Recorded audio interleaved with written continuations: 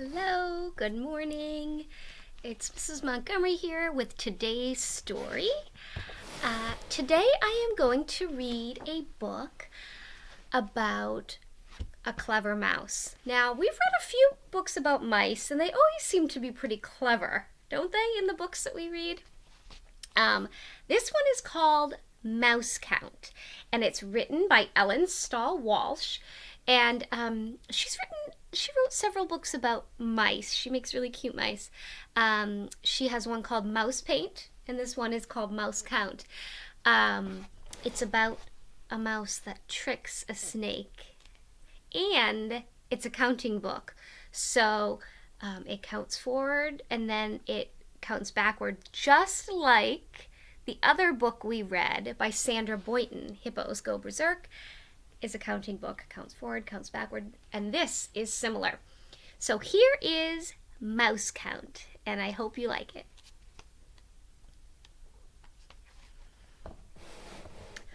One fine day, some mice played in the meadow. They were careful to watch for snakes.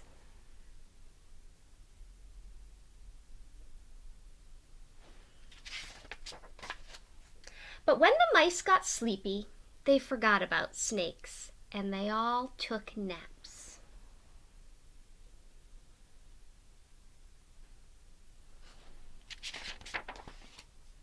While they slept, a hungry snake went looking for dinner. On his way, he found a nice big jar. "I will fill this jar with dinner," he said.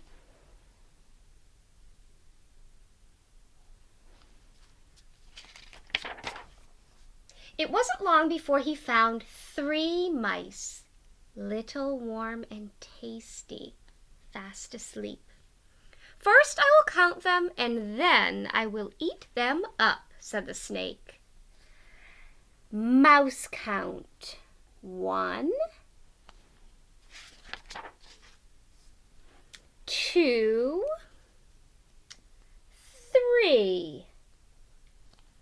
He dropped them into the jar, but he was very hungry. 3 mice were not enough.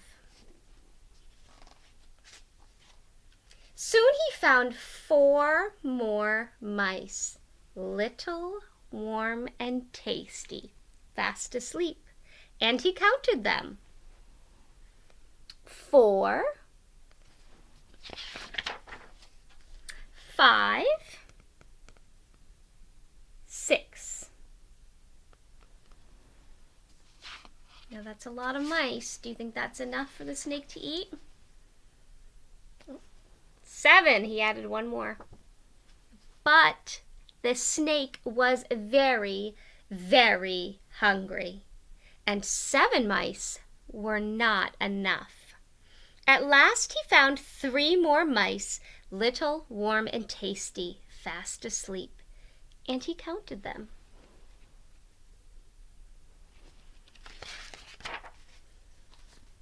8, 9. The jar is getting full. 10. 10 mice are enough. "Now I am going to eat you up, little, warm, and tasty," said the snake. I know that's what snakes eat, but the mice must be terrified. Let's see what they decide to do. "Wait," said one of the mice. "The jar isn't full yet. And look at the big mouse over there." The snake was very greedy. He hurried off to get the big mouse. There he goes. He's leaving the jar unattended. And while he was gone, the mice rocked the jar one way and another. You know, if you just keep rocking back and forth, you can tip something over, right? Until over it went. 10, 9, 8, 7, 6, 5, 4, 3, 2, 1. The little mice uncounted themselves and ran home. This is one of my favorite illustrations when all the mice are kind of tumbling out and getting ready to run for it. The snake reached the big mouse, but it was only a cold, hard rock. And when he got back, the jar was empty.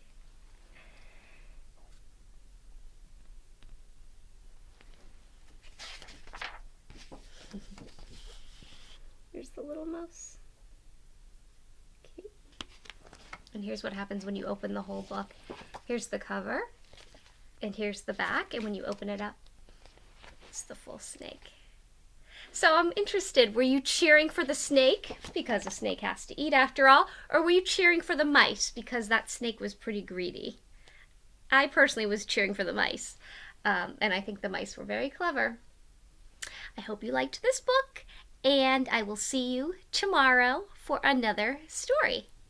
And by the way, tomorrow I think is going to be really warm and beautiful out, so I hope you get outside and play.